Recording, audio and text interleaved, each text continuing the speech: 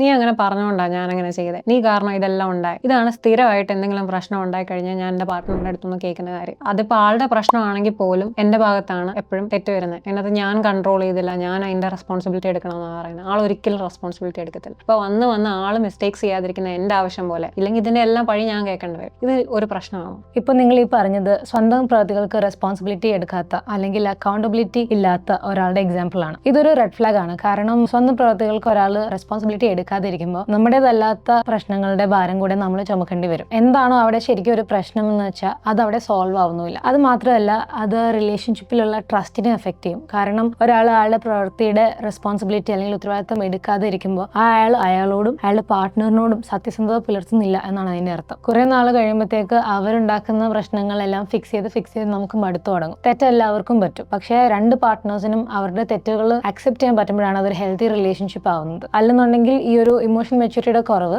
ആ റിലേഷൻഷിപ്പിനെ ലോങ് ടേമിൽ നല്ലോണം അഫക്ട് ചെയ്യും. നിങ്ങൾക്ക് പരിചയമുള്ള ആരെങ്കിലോ ഇങ്ങനെ ഒരു സിറ്റുവേഷനിൽ കടന്നു പോകുന്നുണ്ടെങ്കിൽ പ്രൊഫഷണൽ ഹെൽപ്പ് സീക്ക് ചെയ്യാൻ പഠിക്കേണ്ട.